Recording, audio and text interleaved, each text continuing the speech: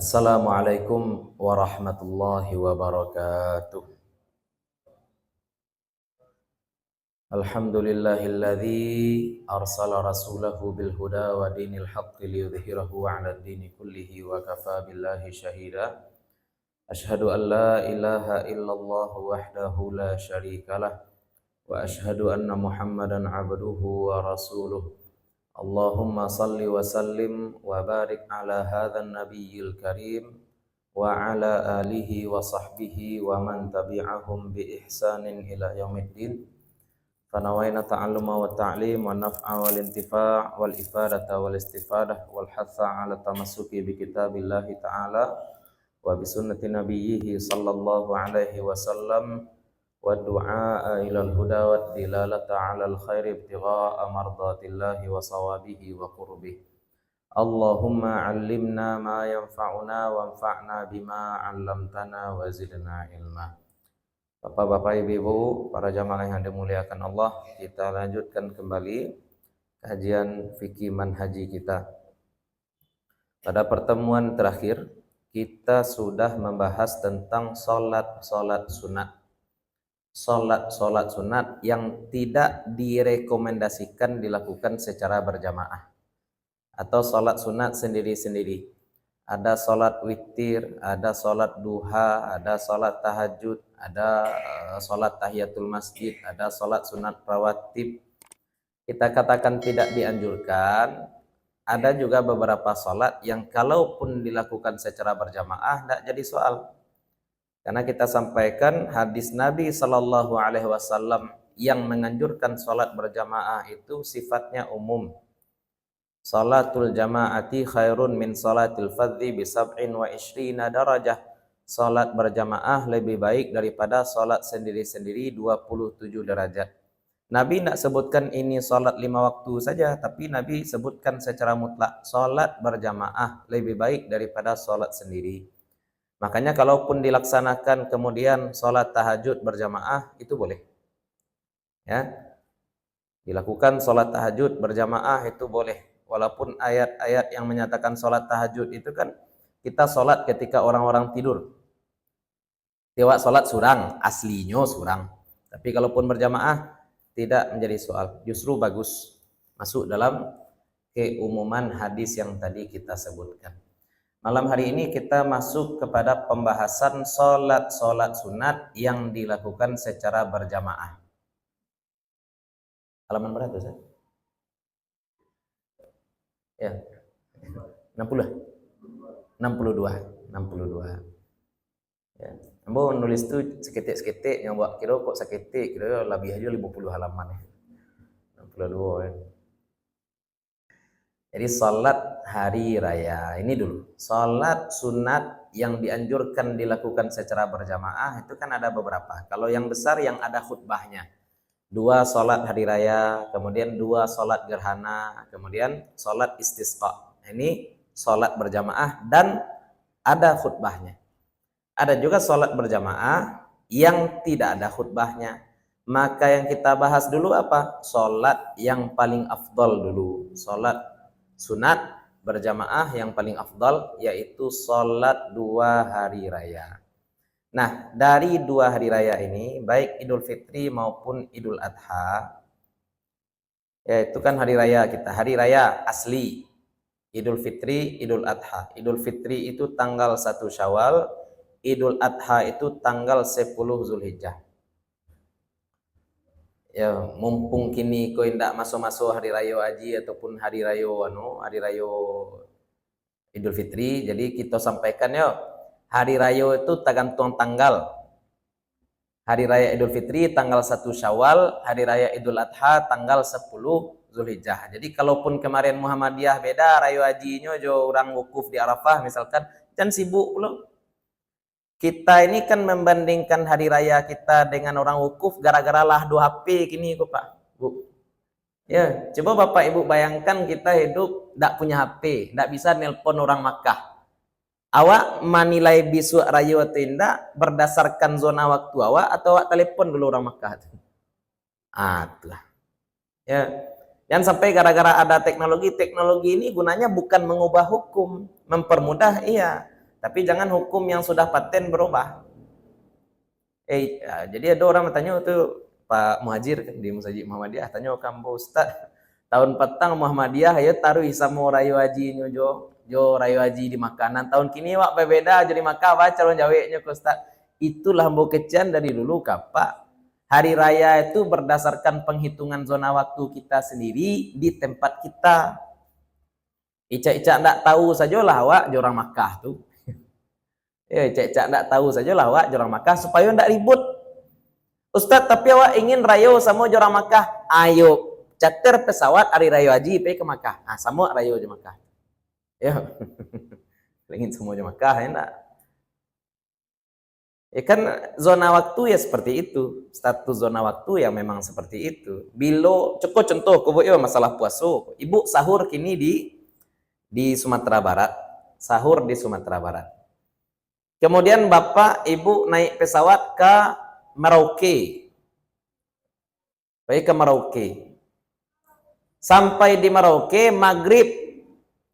Ya, tiba maghrib di Merauke. Di Merauke maghrib jam 6. Di Siko jam berapa ketika itu baru? Jam 4 baru Pak. Awak sahur di Siko kah? Awak tunggu. Awak telepon orang kampung dulu lah maghrib situ atau tidak? Atau awak mai quick saja kepada waktu Merauke kan? Ikut saja Merauke itu. Ya, ikut saja aja Merauke itu. Berarti awak puasa 10 jamnya Ustaz? Iya balan lah. Ya, di ma bumi dipijak, situ langit junjung. Nah, karena kita beradanya di situ ya kita pakai zona waktu daerah tersebut. Nah, sebenarnya perbedaan penentuan hari raya antara Muhammadiyah ataupun pemerintah itu bukan mencari Makkah, tapi melihat status hilal di Indonesia. Muhammadiyah menjadikan standarnya adalah wujudul hilal. Hilal itu ada, tampak atau tidak tampak, yang penting kalau hilal sudah ada berarti bulan baru sudah masuk. Tapi kalau pemerintah menjadikan standar apa? Tidak cukup hilal itu ada, tapi hilal itu mesti bisa dilihat. Makanya pemerintah selain juga menghitung di awal, pemerintah juga meletakkan titik-titik observasi. Nah, jadi itu maku sidang isbat itu menjelang maghrib. Sidang isbat itu menjelang maghrib, pengumumannya setelah maghrib. Kenapa setelah maghrib pengumumannya? Dihubungi itu orang-orang yang melakukan observasi teropong. Lain nampak hilal, lain nampak hilal. Nah, itu gunanya tuh. Ya, ada kelebihan, ada kekurangan, tapi ya seperti itulah. Itu sebab perbedaan, bukan karena orang Makkahnya ya. Jadi kita berhari raya tergantung tanggal berdasarkan zona waktu masing-masing. Hei. Dah siap kepada ya? Elisa Bonai. Nah, sholat Id Fitri, Idul Adha. Manan gadang rayo haji atau rayo Idul Fitri? Sabananya kalau di Arab Idul Akbar tuh rayo haji. Batu rayonya sampai hari. Hari rayanya 4 hari. Tanggal 10 hari raya asli tambah dengan hari tasyrik masih boleh kita menyembelih. Tapi kalau rayo Idul Fitri pada harinya sehari, sabana-bana-bananya sehari, tapi barayonya boleh ya menambangnya berapa lama?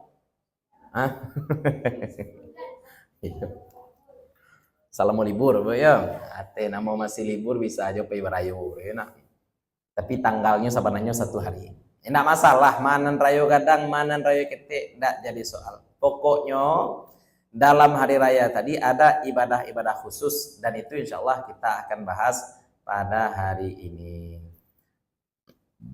Jadi sholat Idul Fitri dan sholat Idul Adha itu disyariatkan pada tahun kedua setelah Nabi Muhammad SAW hijrah. Dan memang banyak ibadah-ibadah yang disyariatkan pada tahun kedua Hijriah. Tahun pertama Hijriah Nabi Muhammad SAW banyak melaksanakan kegiatan-kegiatan untuk memadukan, ya, untuk menyatukan kaum Muhajirin, kaum Ansar, untuk membangun kerukunan juga antara orang-orang kaum Muslimin dengan orang-orang Yahudi ahli kitab yang hidup di Madinah ketika itu. Jadi itu yang dilakukan di tahun-tahun pertama, membangun masjid dan seterusnya. Tahun kedua banyak syariat yang turun, di antaranya adalah syariat sholat Idul Fitri dan sholat Idul Adha. Ya. Dan salat Id yang pertama kali dilakukan Nabi adalah salat Idul Fitri. Salat Idul Fitri dulu baru salat Idul Adha. Karena syariat puasa juga pada tahun tersebut disyariatkan.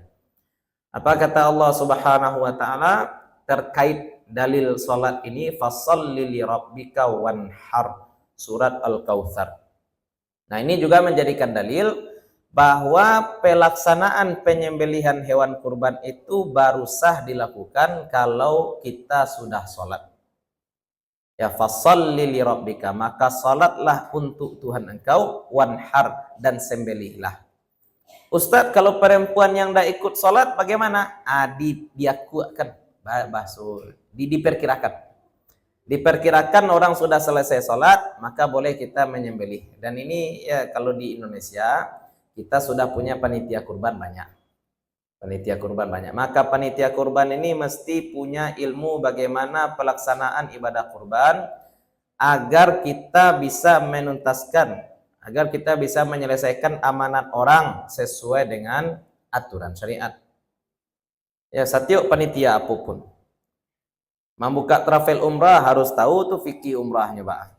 Harus tahu pula fikih solatnya. Jangan awak buka travel umrah dan awak tahu umrah saja, umrah itu kena payah, Pak. Tawaf, sa'i, betul nggak buatlah selesai itu. Tapi bagaimana cara solat di atas pesawat? Itu yang sebelumnya sempat kita singgung ya. Jangan diajarkan pula nanti jamaah ini pantomim tayamum, icak-icak tayamum saja, debu enggak do. Ya, makanya kita bahas tempo hari tentang solat faqidut tahuraini. Bagaimana tata cara solat untuk orang yang tidak menemukan air dan tidak pula menemukan debu untuk tayamum, kan ada caranya. Oh ya, ibu-ibu, bapak-bapak, kalau ingin recall kaji, mau ulang kaji, itu selalu upload di YouTube ya.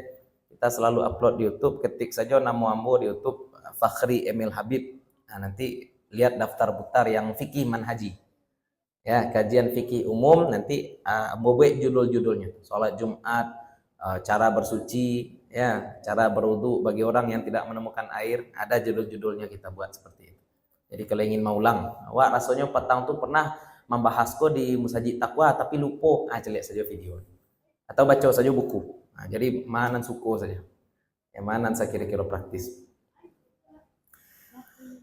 Kemudian di dalam Sahih Bukhari dari Abu Sa'id Al-Khudri, Nabi Muhammad sallallahu alaihi wasallam keluar pada hari raya Idul Fitri dan salat Idul Adha ke tempat salat.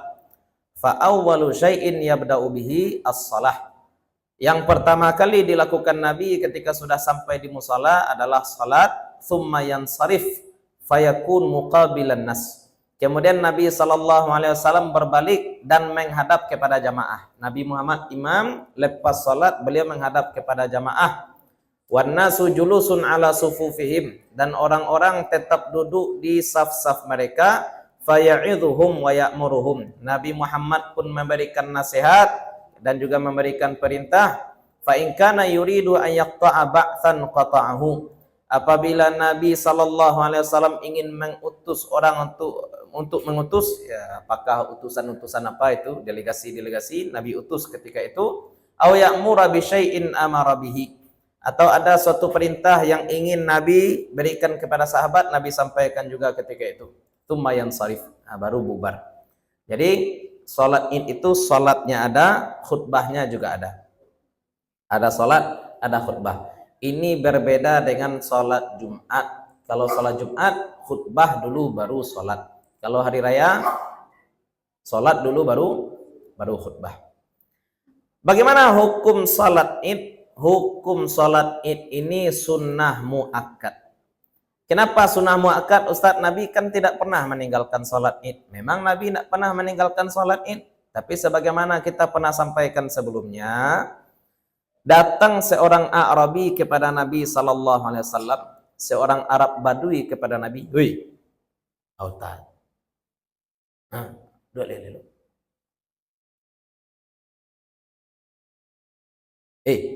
Kaki." Datang seorang Arabi, orang Arab Badui kepada Nabi sallallahu alaihi wasallam bertanya tentang Islam. Dijawab oleh Nabi syahadat. Setelah syahadat apa? Salat 5 waktu. Ketika Nabi jawab salat 5 waktu, apa jawab orang Badui ini? a'alayya ghairuhun, adakah yang wajib atas saya selain salat 5 waktu ini? Apa kata Nabi? La illa antatawwa. Tidak ada yang wajib kecuali 5 salat ini, kecuali engkau ingin menambah ketaatan. Nah, maksudnya selain salat 5 waktu hukumnya sunnah. Itu tambahan ketaatan saja, termasuk salat Id.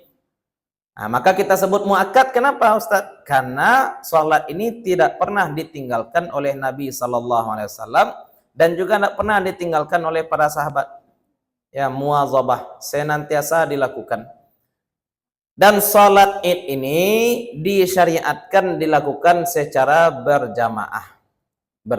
Namun sholat Id ini boleh dilakukan sendiri, sah. Ada satpam gitu, ada perawat, ada dokter, tidak bisanya ikut sholat berjamaah. Atau ada orang yang menunggui ibunya yang sedang sakit di rumah sakit, contoh. Ya, ada keluarganya di rumah sakit, nah dia yang menunggui, dia ingin ikut sholat Id tapi tidak bisa. Lalu bagaimana caranya? Dia sholat sendiri pun boleh, sah. Kalau sendiri bagaimana caranya? Sholat 2 rakaat, sebagaimana sholat subuh tanpa kunut ya.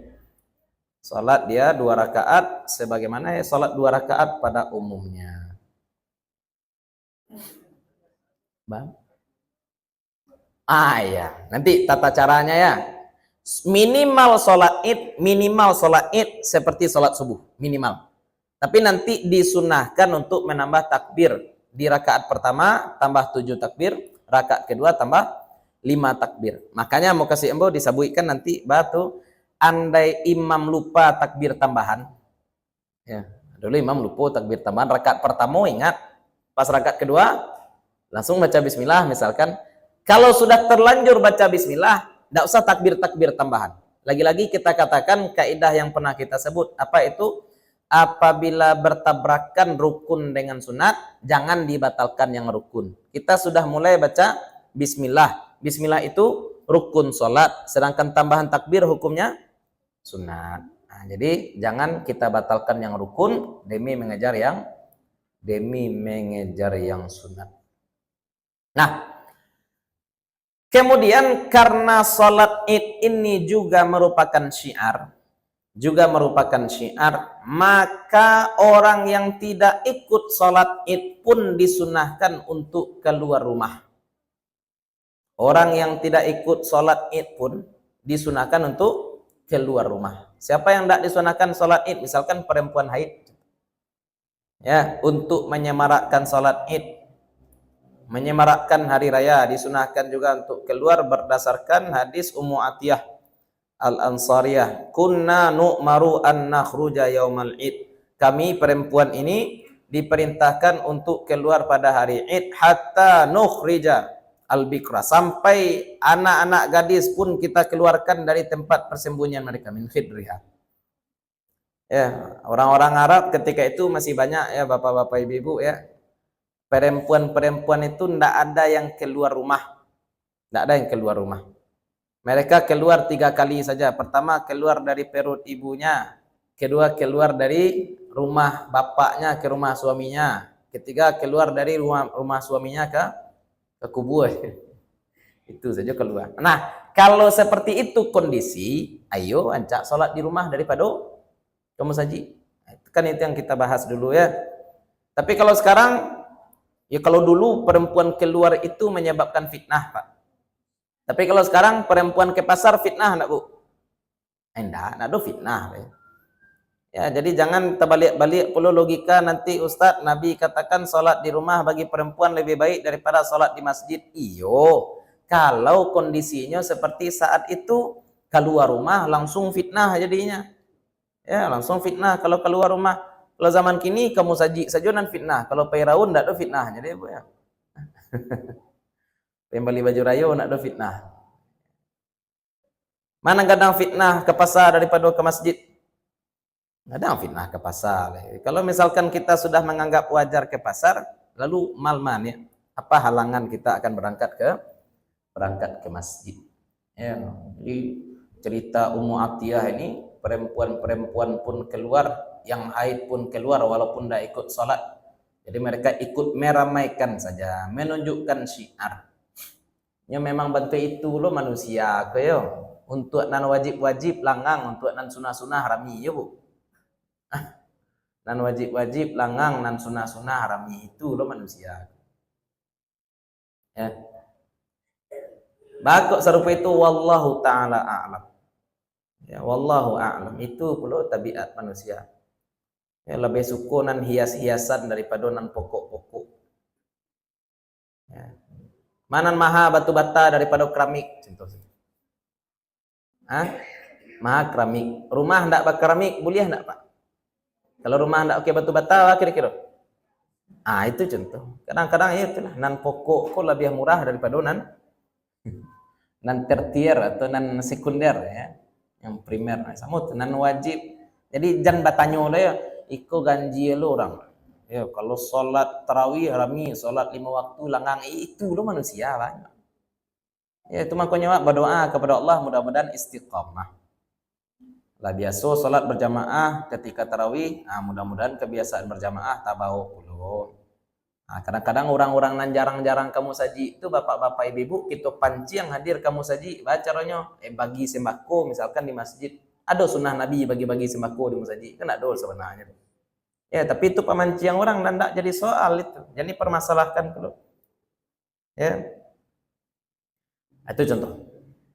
Kemudian sholat Id ini tidak pakai azan ya. Tidak pakai azan. Hadis Ibnu Abbas dan Jabir bin Abdullah, apa kata keduanya? Lam yakun yu'adzanu yaumal fitri wala yaumal adha. Untuk sholat Idul Fitri ataupun sholat Idul Adha itu tidak ada azannya. Namun karena pelaksanaan sholat Id ini dilakukan sebelum khutbah, ya sebelum dilaksanakan sholat, karena tidak ada qomat, tidak ada azan, bagaimana cara manggil orang, bagaimana cara ngode orang, maka dipakai bahasa Arab. Kalau bahasa Arabnya as-salatul jamaah, as-salatul jamaah.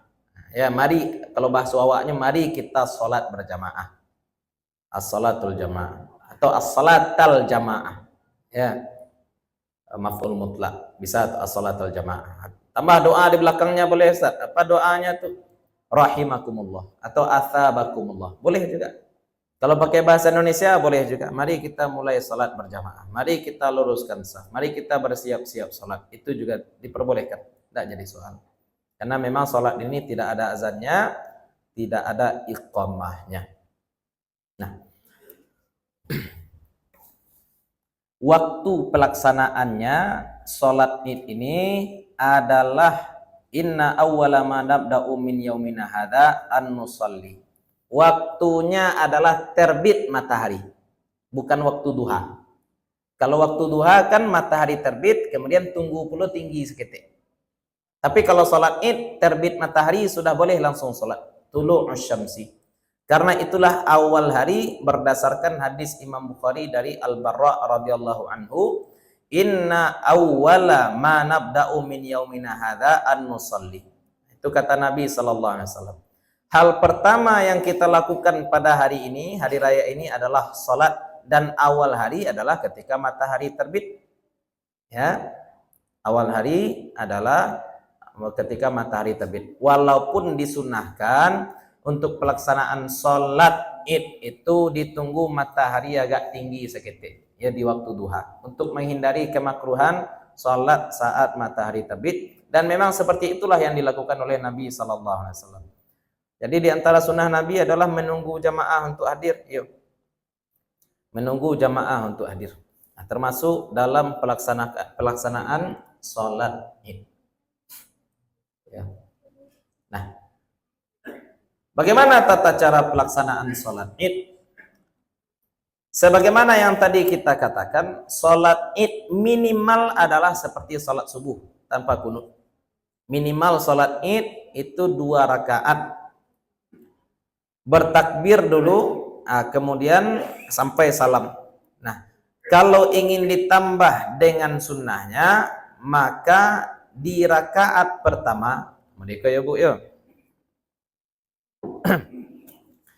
Di rakaat pertama kita takbiratul ihram, Nan dibaca pertama adalah doa iftitah tetap. Ya, doa iftitah tetap dibaca dahulu. Jadi bukan subhanallah dibaca ya, enggak. Ya, bukan subhanallah walhamdulillah dulu dibaca. Yang dibaca adalah doa iftitah. Kenapa? Karena iftitah itu adalah zikir yang kita baca menyambut takbiratul ihram. Jadi jangan dianggap doa iftitah itu pembuka bacaan Al-Fatihah, bukan. Jadi ya, mau diikulah gambarannya.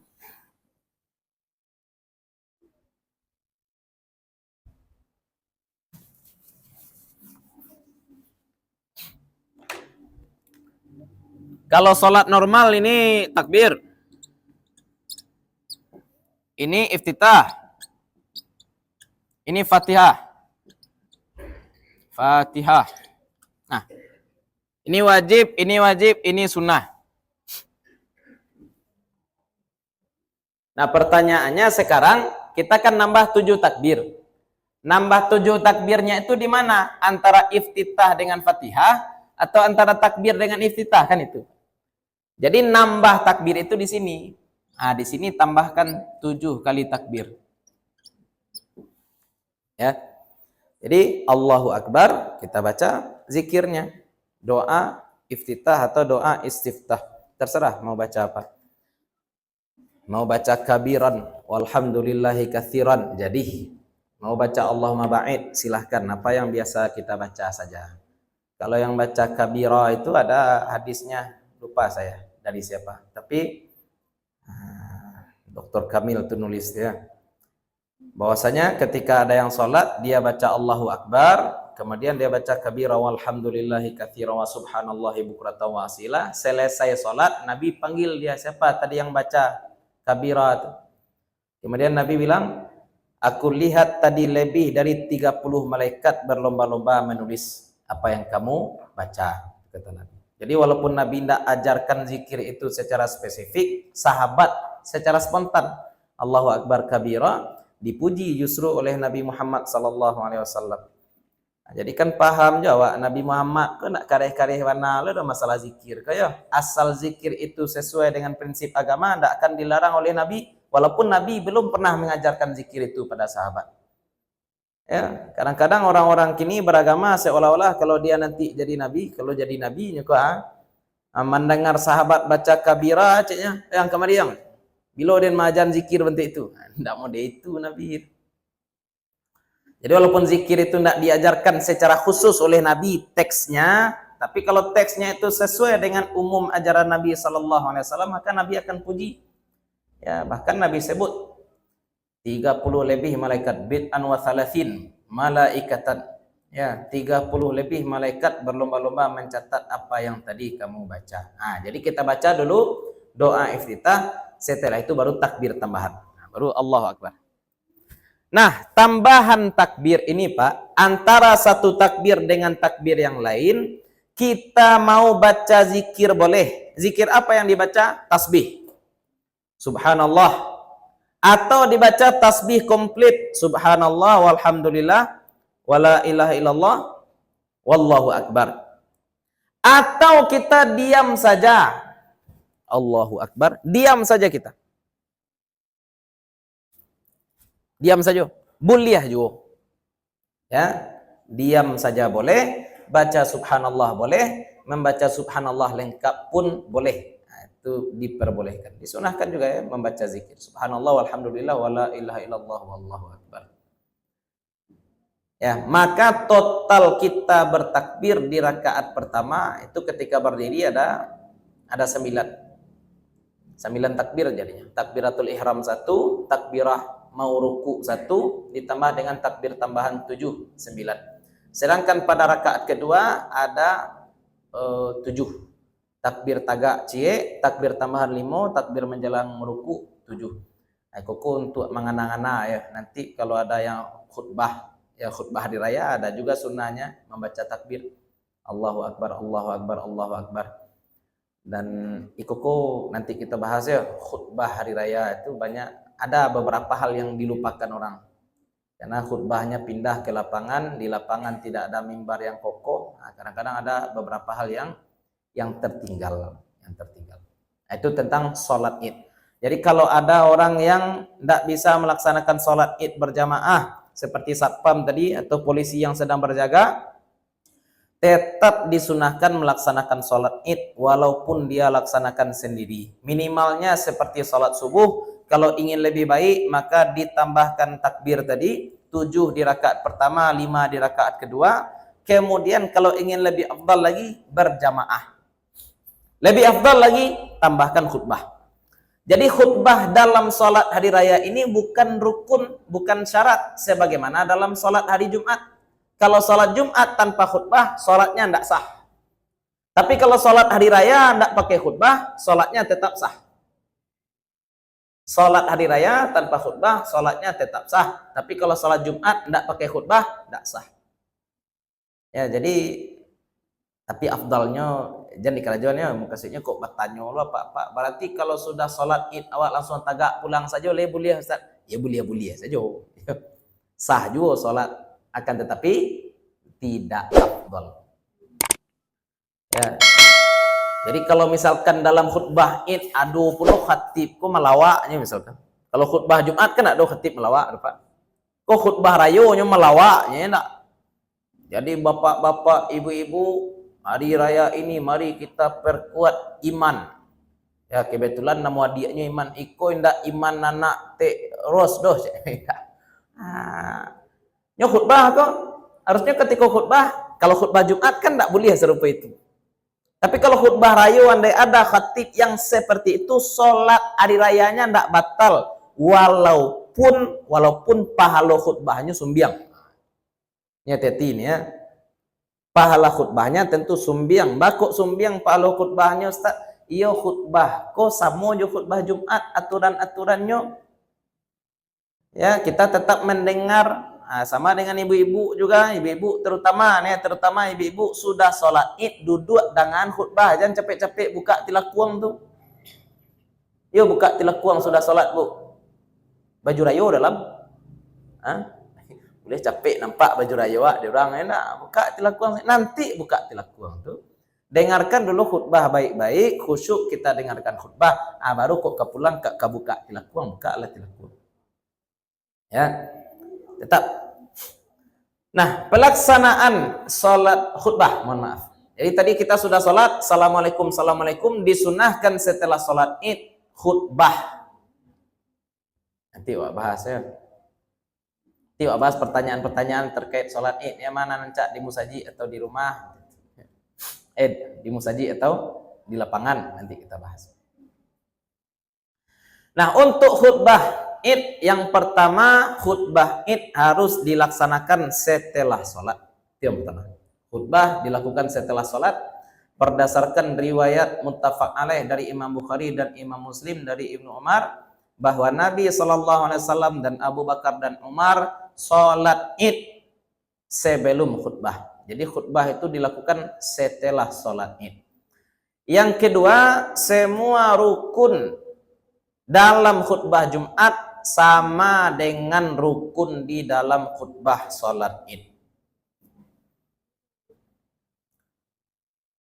Ada satu hal juga yang perlu kita sampaikan, khutbah hari raya itu tetap 2 kali.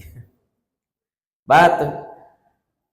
Disebutkan bahwa Nabi berkhutbah setelah sholat id, tapi tidak ada riwayat yang menyatakan berapa kali Nabi khutbah. Ini masalah. Kalau kita pakai pendekatannya al-akhdhu bil aqal, maka khutbah hari raya itu dilakukan cuma 1 kali. Akan tetapi kalau kita pakai qiyas, maka khutbah hari raya itu dilakukan 2 kali.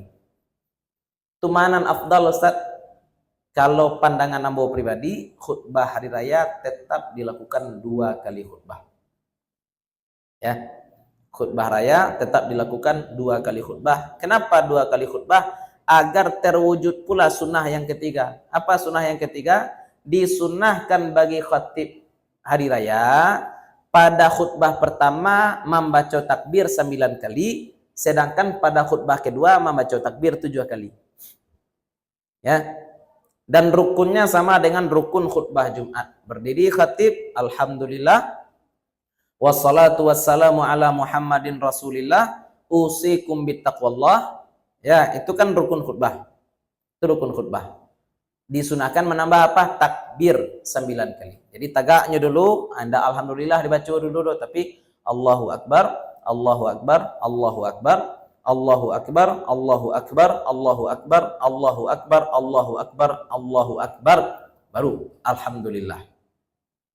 Ya, alhamdulillah wassalatu wassalamu ala Rasulillah usikum bittaqwallah. Nah, sampaikanlah khutbah, nanti duduk. Ya, fa'tabiru ya ulil albab la'allakum tadhakkarun. Duduk sebentar, berdiri lagi. Ulang lagi. Allahu Akbar, Allahu Akbar, Allahu Akbar, Allahu Akbar, Allahu Akbar, Allahu Akbar, Allahu Akbar. 7 kali untuk khutbah yang kedua. Baru ulang lagi. Alhamdulillah wassalatu wassalamu ala Rasulillah usikum bittaqwallah. Kemudian baca ayat mungkin Al-Kautsar, inna a'tainakal kautsar fasholli li rabbika wanhar inna syani'aka huwal abtar. Innallaha wa malaikatahu yusholluna 'alan nabi ya ayyuhalladzina amanu shollu 'alaihi wa sallimu taslima. Allahumma sholli 'ala Muhammad sampai habis.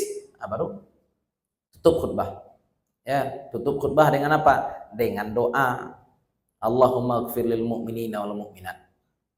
Ya. Jadi itu kira-kira perbedaan khutbah hari raya dengan khutbah Jumat.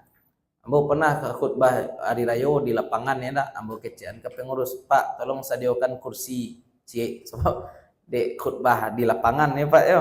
Khutbah di lapangan nantakana membawa apanya podium saja. Tapi ndak ada kursinya. Nya kursi kon untuk apa kok? Untuk membatasi antara khutbah pertama dan khutbah kedua, dibatasi dengan duduk sejenak. Makanya yang barangkali sering dilupakan orang kalau sholat dilakukan di lapangan. Nah, dia Allah membahas itu. Manan afdal sholat hari raya itu di lapangankah atau di masjid?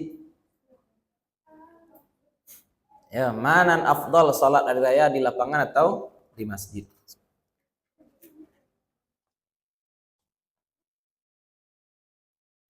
Jawabannya tagantung. Jawabannya tagantung.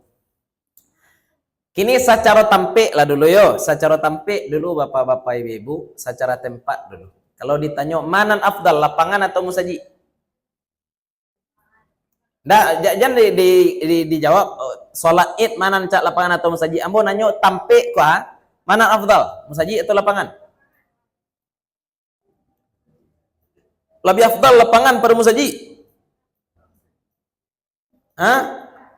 Mana lebih barakat tampiknya? Tu jawab dulu. Maka kalau kita memandang keberkahan tempat lebih afdal. Lalu kenapa Nabi lakukan sholat di lapangan? Kan itu. Ini juga perlu kita luruskan.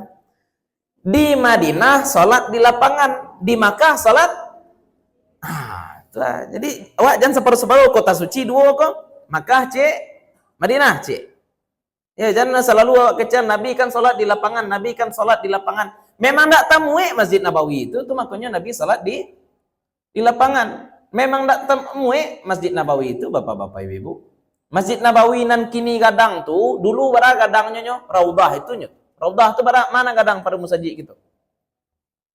Gadangnya musajid awak stik rasul-rasulnya ya.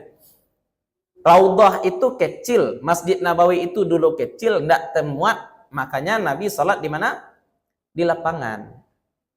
Maka kalau kita netral, andai muat masjid, maka afdal di masjid.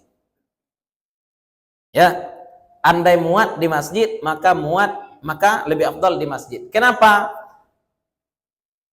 Karena lapangan kita satu lagi itu juga berbeda dengan lapangan Nabi Muhammad SAW. Kalau bapak ibu nampak tanah kosong di Makkah atau di Madinah, yang tampak oleh kita adalah tanah kosong berasiah. Tapi kalau tanah kosong di tempat awak, tidak ada tanah kosong berasiah. Ya, tanah kosong di mana tempat awak kok?